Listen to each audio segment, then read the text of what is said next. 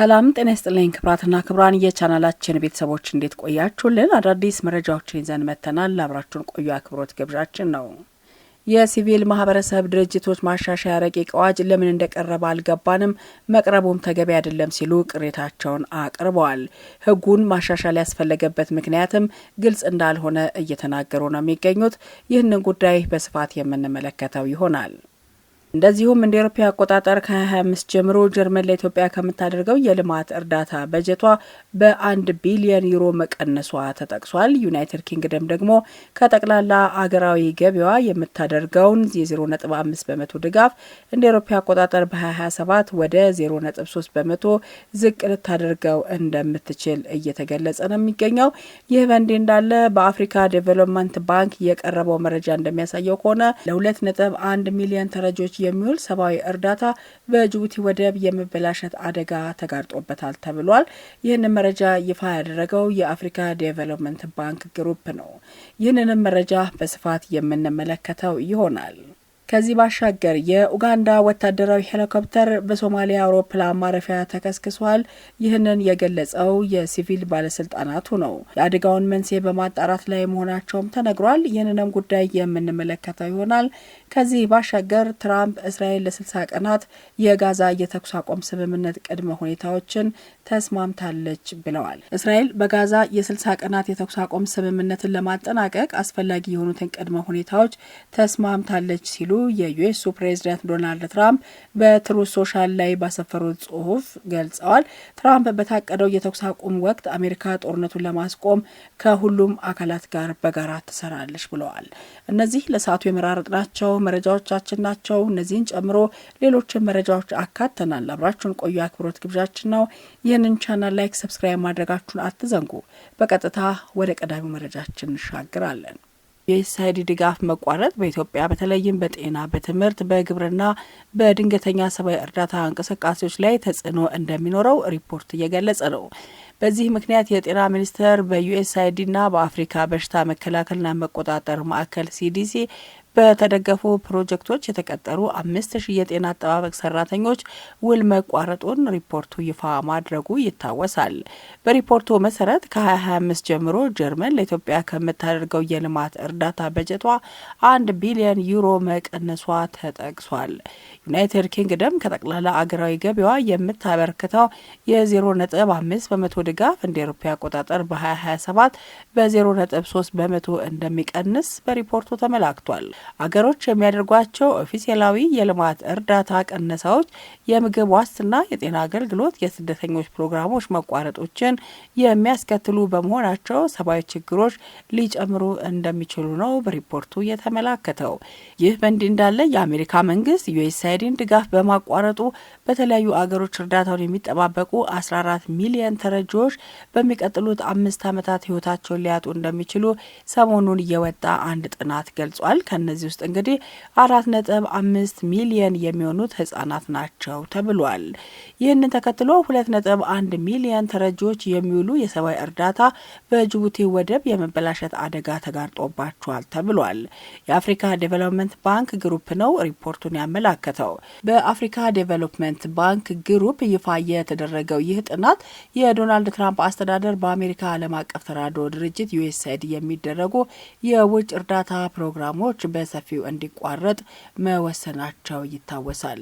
በዚህ ውሳኔ መሰረት 2.1 ሚሊዮን ሰዎች ለአንድ ወር መመገብ የሚያስችልና ወደ ኢትዮጵያ መግባት የነበረበት ሰብአዊ እርዳታ ጥቅም ላይ የመዋል እድል ላይኖረው ይችላል ተብሏል። ሰብአዊ እርዳታው 34880 ሜትሪክ ቶን ማሽላ፣ ጥራጥሬና ዘይት መሆኑና ወደ ኢትዮጵያ ለመጓጓዝ የሚከፈል ገንዘብ ባለመኖሩ ምክንያት በጅቡቲ ወደብ ተይዞ እንደሚገኝም ተጠቅሷል። በዚህም ለተቸገሩት ሳይደርስ የመበላሸት አደጋ እንደተጋረጠበት ነው ሪፖርቱ ያመላከተው። ወደ ቀጣዩ መረጃ ስንሻገር የሲቪል ማህበረሰብ ድርጅቶች ማሻሻያ ረቂቅ አዋጅ ከሪፎርሙ በፊት ወደ ነበረው አዋጅና ድርጅቶቹ ለረዥም ጊዜ ሲታገሉለት ወደ ነበረው ሁኔታ የሚመልስ ነው በሚል ቅሬታቸውን እያቀረቡ ነው።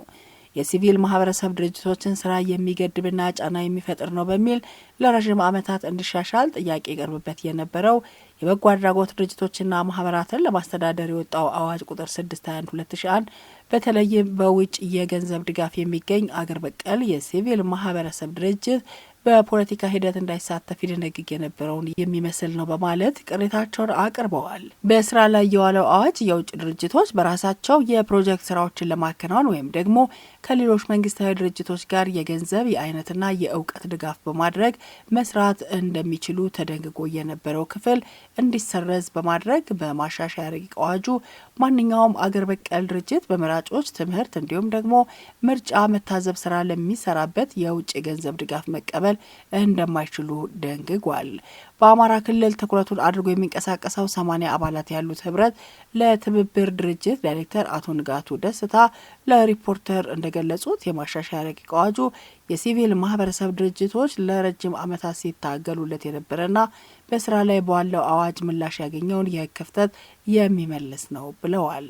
ድርጅቶቹ ለዲሞክራሲ ግንባታ ያላቸው ተሳትፎ እንዲጨምር በትንሹ ተከፍቶ የነበረ ሁኔታ የሚዘጋ መሆኑና ይህም መንግስት በሌሎች አገሮች ዘንድ የሚኖረውን ገጽታ ጭምር የሚያበላሽ ነው በማለት ገልጸዋል። በስራ ላይ ያለውን አዋጅ በመጠቀም በተለይም በምርጫ ሂደቱ ላይ ጉዳት ያደረሱ ድርጅቶች ስለመኖራቸው ሲጠየቁ አለመስማማታቸውን ያስታወሱት ዳይሬክተሩ አዋጁ የተሻሻለበት ምክንያት ግልጽ እንዳልሆነ ያስረዳሉ። አዋጁን በመጠቀም ባለፈው ምርጫ የሲቪል ማህበረሰብ የሰራቸው ስራዎች በምርጫ ቦርድ ጭምር እውቅና የተሰጣቸው እንደነበሩ እንዲሁም በሚቀጥለው ዓመት ለሚደረገው ምርጫ ድጋፍ እንዲደረግ በቦርዱ መጠየቁን ገልጸዋል። ህግ ማሻሻሉ ያስፈለገበት ምክንያት ግልጽ አይደለም። ነገር ግን ከህግ ውጭ የሚሰሩ ድርጅቶች በመኖራቸው ከሆነም ይህን ማስተካከል የሚቻል አስተዳደር እርምጃ በመውሰድ እንጂ አዋጅን በማሻሻል አይደለም ብለዋል። በስራ ላይ ያለው አዋጅ በሚገባ ጥቅም ላይ መዋል አለመጀመሩን የገለጹት አቶ ንጋቱ በርካታ ጥያቄዎችን የመለሰ በመሆኑ አንዳንድ ድርጅቶች በፊት ከነበረው ጫና በመውጣት መንቀሳቀስ ጀምረው ስለነበር አዋጁ እንዲሻሻል ጥያቄ አለማቅረባቸውን ተናግረዋል። በተጨማሪም ድርጅቶቹ ቅሬታ ሲኖራቸው በፍርድ ቤት በመቅረብ አቤቱታውን የሚያቀርቡበት የነበረውን ድንጋጌ በመሻር የባለስልጣኑ ውሳኔ የመጨረሻ እንደሚሆን የቀረበው የአዋጅ ክፍል ድርጅቶቹ ያላቸውን መብት እንዲያጡ መሆኑንም ገልጸዋል። አብዛኞቹ አገር በቀል ድርጅቶች የፋይናንስ ድጋፍ የሚያገኙት ከውጭ መሆኑ እየታወቀ ይህ ድንጋጌ መቅረቡ የሲቪል ማህበረሰብ ድርጅቶች በተለይም በምርጫ ሂደት የሚኖራቸውን ተሳትፎ የሚያስቀር ነው ያሉት ደግሞ የቅድሚያ ለሰብአዊ መብቶች ዳይሬክተር የሆኑት አቶ ተስፋለም በርሄ ናቸው። ድርጅቶቹ በቂ የፋይናንስ ድጋፍ እንዲያገኙና የሰብአዊ መብቶች አጠባበቅን በሚመለከት በመንግስት ላይ ጫና መፍጠር እንዳይችሉ የሚያደርግ ነው ያሉት አቶ ተስፋለም ይህም ስራውን በአግባቡ መስራት እንዳይችል የሚያደርግ ነው ሲሉ ገልጸዋል። በስራ ላይ ያለው አዋጅ እንዲሻሻል ያቀረቡት ጥያቄ እንደሌለ የገለጹት ዳይሬክተሩ በአገር ውስጥም ለሲቪል ማህበረሰብ ድርጅቶች የሚደረገው የገንዘብ ድጋፍ ዝቅተኛ መሆኑ እየታየ በመራጮች ትምህርት እንዲሁም ምርጫ መታዘብ ስራ ለመሰማራት የውጭ ገንዘብ ድጋፍ መቀበል አይችልም መባሉ አግባብ አለመሆኑን ተናግረዋል። ወደ ቀጣዩ መረጃ እንሻገራለን። የኡጋንዳ ወታደራዊ ሄሊኮፕተር በሶማሊያ አውሮፕላን ማረፊያ ተከስክሷል ሲል ባለስልጣኑ አስታውቋል። የሲቪል ባለስልጣናት የአደጋውን መንስኤ በማጣራት ላይ መሆናቸውም ተናግረዋል። የሶማሌ ዋና ከተማ ሞቃዲሾ በሚገኘው ዋና ዓለም አቀፍ አውሮፕላን ማረፊያ ላይ 8 ሰዎችን አሳፍሮ የነበረው የዩጋንዳ ወታደራዊ ሄሊኮፕተር ተከስክሶ መውደቋን የአቪዬሽን ባለስልጣን ለቢቢሲ ተናግረዋል።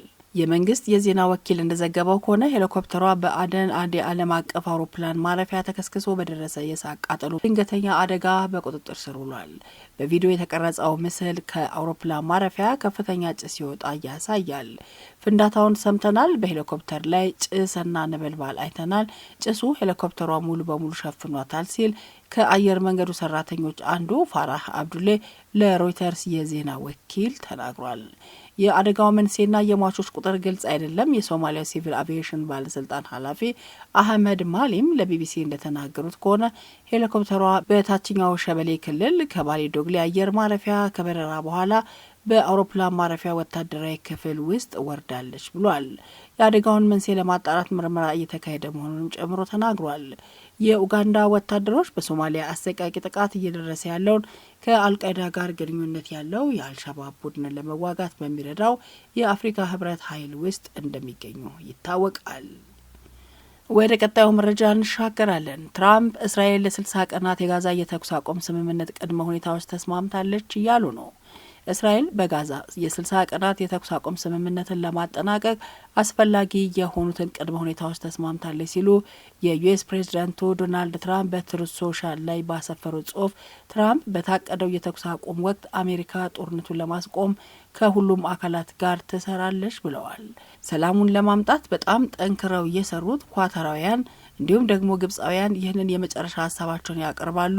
ተስፋ አደርጋለሁ ሐማስ ይህንን ስምምነት ይወስዳል፣ ምክንያቱም የተሻለ አይሆንም፣ እየባሰ ይሄዳል ሲሉ ነው ትራምፕ የጻፉት። እስራኤል በስምምነቱ ቅድመ ሁኔታ መስማማቷን አላረጋገጠችም። ከሐማስ ምንም አይነት አስተያየትም አልተሰነዘረም። የትራምፕ ማስታወቂያ የዩናይትድ ስቴትስ ፕሬዝዳንት በጣም ጽኑ እንደሚሆኑ በመግለጽ ነው። በሚቀጥለው ሳምንት ከእስራኤል ጠቅላይ ሚኒስትር ቤንያሚን ኔታንያሁን ጋር ሊያደርጉት ከነበረው ውይይት በፊት አስቀድመው የተናገሩት የዩኤስ ፕሬዝዳንት ማክሰኞ እንደተናገሩት ከሆነ ኔታንያሁ በጋዛ ያለውን ጦርነት ማቆም ይፈልጋሉ ብለው ያምናሉ። ትራምፕ አክለውም እሱ ይፈልጋል እንደሚፈልግ ልነግርህ እችላለሁ። በሚቀጥለው ሳምንት ድርድር የምናደርግ ይመስለኛል። ማክሰኞ የእስራኤል የስትራቴጂክ ጉዳዮች ሚኒስትር ሮን ዴርመር በመካከለኛው ምስራቅ የአሜሪካ ልዩ መልእክተኛ ስቴቭ፣ የአሜሪካ ውጭ ጉዳይ ሚኒስትር ማርኮ ሩቢዮ እንዲሁም ምክትል ፕሬዚዳንታቸው ጄዲ ቫንስ በዋሽንግተን ሊገናኙ መሆናቸው ነው የተገለጸው። ቀደም ሲል በተባበሩት መንግስታት ድርጅት የእስራኤል አምባሳደር ዳኒ ዳኖን ለቢቢሲ እንደተናገሩት እስራኤል ፍጹም የተኩስ አቁም ለማድረግ ዝግጁ ነች ብሏል። በሐማስ ላይ ጫና እያደረገን ነው። ወደ ጠረጴዛው ካልመጡ ታጋቾቹን መመለስ ያለብን ብቸኛው አማራጭ ተጨማሪ ወታደራዊ ጫና ማድረግን ነው ሲል ነው ዳኖን የተናገሩት። ጦርነቱ የሚቆመው ታጋቾቹ ወደ ቤታቸው ሲመለሱ ነው ሲሉም አክለዋል። ወደ 50 የሚጠጉ የእስራኤል ታጋቾች አሁንም በጋዛ ውስጥ ይገኛሉ። ከነዚህ ውስጥ ቢያንስ 20 ያህሉ በህይወት እንዳሉ ይታመናል። ባለፈው ሳምንት አንድ ከፍተኛ የሐማስ ባለስልጣን ለቢቢሲ ሸምጋዮች በጋዛ አዲስ የተኩስ አቁምና የታጋቾችን የማስለቀቅ ስምምነትን ለማጠናከር ጥረታቸውን ጨምረዋል። ነገር ግን ከእስራኤል ጋር የሚደረገው ድርድር ቆሟል ብለዋል። እስራኤል በበኩሏ ግጭቱ ሊቆም የሚችለው ሐማስ ሙሉ በሙሉ መፍረስ ሲችል ነው ስትል ትናገራለች። ሐማስ ለዘላቂ እርቅና የእስራኤል ሙሉ በሙሉ ከጋዛ እንድትወጣ ጥሪ ሲያደርግ ቆይቷል። የትራምፕ አስተያየት እስራኤል በሰሜን ጋዛ ወታደራዊ እርምጃ ከመውሰዷ በፊት ለቀው እንዲወጡ ካዘዙ ከጥቂት ቀናት በኋላ ነው። እስራኤል በጋዛ ከተማ ባህር ዳርቻ በሚገኝ ካፌ ላይ ያደረሰችው የአየር ጥቃት ሰኞ ዕለት ቢያንስ 20 ፍልስጤማውያን መሞታቸው የሕክምና ባለሙያዎችና የዓይን እማኞች ተናግረዋል። እንደ አውሮፓውያን አቆጣጠር ኦክቶበር 7 2023 ሐማስ በእስራኤል ላይ ካደረሰው ጥቃት በኋላ 1200 ሰዎች ከተገደሉ በኋላ እስራኤል በጋዛ ወታደራዊ ዘመቻ ጀምራለች። የግዛቱ ሐማስ የሚመራ የጤና ጥበቃ ሚኒስቴር እንደገለጸው ከሆነ ከዚያን ጊዜ ጀምሮ ቢያንስ ከ56647 በላይ ጋዛውያን ተገድለዋል። የእስራኤል ጦር በዚህ ሳምንት በጋዛ ውስጥ በዩኤስና በእስራኤል በሚደረገው የጋዛ ሰብአዊ ፋውንዴሽን ወደሚተዳደሩ የእርዳታ ማከፋፈያ ማዕከል ሲቃረቡ በሲቪሎች ላይ ጉዳት ደርሶባቸዋል የሚለውን ሪፖርቶች እየመረመርኩ ነው ብለዋል። ከ170 በላይ የበጎ አድራጎት ድርጅቶችና ሌሎች መንግስታዊ ያልሆኑ ድርጅቶች አወዛጋቢው ቡድን እንዲዘጋ ጠይቀዋል። እንደ ኦክስፋምና ሴቭ ዘ ቺልድረን ያሉ ድርጅቶች የእስራኤል እጣ እርዳታ በሚሹ ፍልስጤማውያን ላይ በተለምዶ ተኩስ ይከፈታል። እስራኤል ይህንን ውንጀላ በመቃወም ድርጅቱ የሐማስን የእርዳታ ስርጭት ጣልቃ ገብነት ማለፍ አስፈላጊ ነው ስትል ትናገራለች። መጋቢት ወር እስራኤል በጋዛ ላይ አዲስ ጥቃት ስትሰነዝር ከዚህ ቀደም የተኩስ አቁም ስምምነት ፈርሷል። የእስራኤል ጦር ድርጊቱን ቅድመ ድብደባ ሐማስ የሽብር ጥቃቶችን ለመፈጸም ኃይል ለማጉልበት እና እንደገና ለማስታጠቅ ያለውን ዝግጁነት መሰረት በማድረግ ሲል ገልጾታል። እንደ አውሮፓ አቆጣጠር በጥር 19 የተጀመረው በእስራኤልና በሐማስ መካከል የነበረው የተኩስ አቁም ስምምነት 3 እርከኖች እንዲኖሩት እየተደረገ ቢሆንም የመጀመሪያ ደረጃው አላለፈም። ደረጃ 2 ቋሚ የተኩስ አቁም ማቋቋም በእስራኤል ውስጥ ለታሰሩ ፍልስጤማውያን ምትክ በጋዛ ታግተው የነበሩትን መመለስና የእስራኤል ጦር ከጋዛ ሙሉ በሙሉ መውጣትን ያጠቃልላል ተብሏል። ክብራትና ክብራን የቻናላችን ቤተሰቦች አብራችሁን ስለነበራችሁ ምስጋናችን ከልብ ነው። ይህንን ቻናል ላይክ፣ ሰብስክራይብ ማድረጋችሁ እንዳትዘነጉ እናስታውሳለን። ቀሪ ጊዜያችሁ ሁሉ መልካሙን የምትሰሙበት ይሁንላችሁ። ቸር ይቆየን።